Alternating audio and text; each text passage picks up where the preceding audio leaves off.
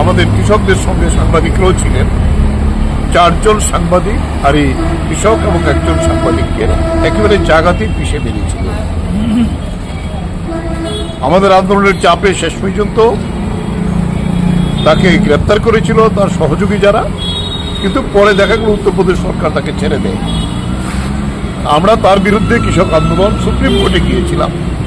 Supreme কোর্টের নির্দেশে সে এখনো জেলবন্দি আছে।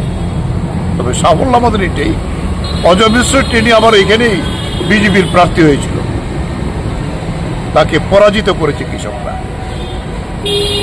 এই হলো কৃষক আন্দোলন। তাই আমরা এই 3রা অক্টোবর এই যে 4 জন কৃষক এবং একজন সাংবাদিক বন্ধু এই আন্দোলনে অংশগ্রহণ করার জন্য নিহত হয়েছিলেন, তাদের স্মরণে গোটা দেশে সারা ভারত কৃষক সভা, সংযুক্ত কিষাণ মোর্চা আমরা এই শহীদ দিবস পালন করছি। এটা আমরা ত্রিপুরায় অন্য একটা কর্মসূচি আছে আজকে, তারপরেও আমরা এর মধ্যে এই সকালবেলা এখানে এই কর্মসূচি পালন করছি। আমরা এই শহীদদের অবদান বলতে পারি না।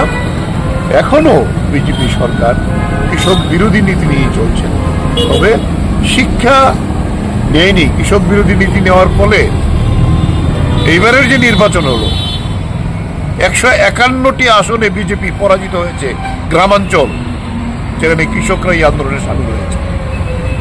তাহলে আগামী দিনে এই বিজেপি যারা কৃষক বিরোধী, আবার চেষ্টা হচ্ছে এই আইনকে ফিরে আনার জন্য। বিভিন্নভাবে মোদি পেছন থেকে নাড়া দেওয়ার চেষ্টা করছে, কিন্তু আমরা বলবো এই যে শহীদ, এইটা আজকে কাশ্মীরে এবং হরিয়ানাতে এই কৃষক আন্দোলনের যে অন্যতম একটা ভূমি, বিজেপি পরাজিত হবেই স্থির বিশ্বাস আমাদের। এবং গোটা দেশে বিজেপিকে হটিয়ে কৃষকের পক্ষের যে শক্তি, সেই শক্তিকে আনার জন্য আমরা এই লড়াই চালিয়ে যাব। আজকে শহীদদের উদ্দেশ্যে আমরা এই শপথ নিয়েই আমাদের এই কর্মসূচি। জেলার জিন্দাবাদ, লক্ষ্মীমপুরের কৃষকরা, শহীদ কৃষকরা এবং সাংবাদিক লাল সিং।